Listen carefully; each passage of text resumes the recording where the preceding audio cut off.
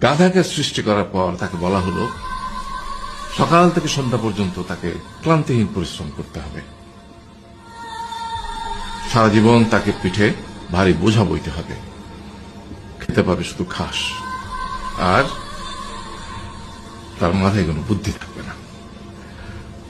তার আয়ু হবে 50 বছর।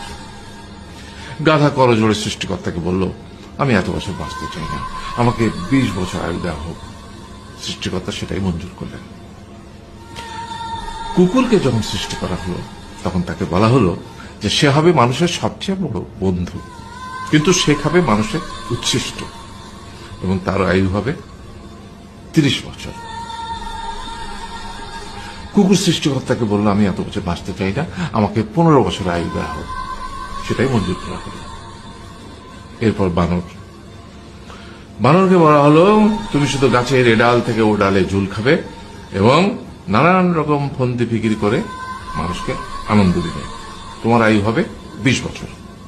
বানর বলল, আমি 20 বছর বাঁচতে চাই না, আমাকে 10 বছর দেওয়া হোক। সেটাই মঞ্জুর করা হলো। এবার এলো পুরুষ মানুষের পালা।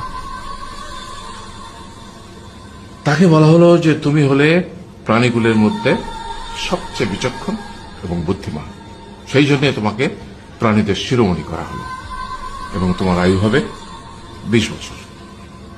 তখন পুরুষ মানুষ বলল, করজোড়ে বলল সৃষ্টিকর্তাকে যে 20 বছর আয়ু অত্যন্ত কম, হে প্রভু, আমাকে ওই গাধার সে যে 30 বছর আয়ু চায়নি সেটা আমাকে দেয়া হোক, ওই যে কুকুর 15 বছর ফিরিয়ে দিয়েছিল সেটাও আমাকে দেয়া হোক, আর যে বানর 10 বছর নেয়নি সেটা আমাকে দেয়া হোক।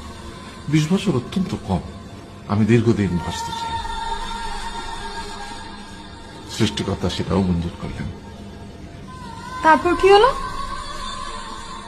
সেই থেকে ছেলেরা পুরুষ মানুষ হিসেবে বাঁচে 20 বছর, তারপরের 30 বছর সংসারের বোঝা পিঠে করে বয়ে বেড়ায়, সেটা কার মতো? গাধার মতো। তারপরের 15 বছর সে তার ছেলে মেয়েরা যা দেয় সেই রকম ঠিক কুকুরের মতো উচ্ছিষ্ট খেয়ে বাঁচে। আর তারপরে বৃদ্ধ বয়সে ঠিক বানরের মতো, যেমন গাছের এডাল থেকে ওডাল ঝুল খায় বানর, তেমনি এই ছেলের বাড়ি থেকে ওই ছেলের বাড়ি, আর নানান রকম ফন্দি ফিকির করে তার নাতি নাতনিদের আনন্দ দেওয়ার চেষ্টা করে।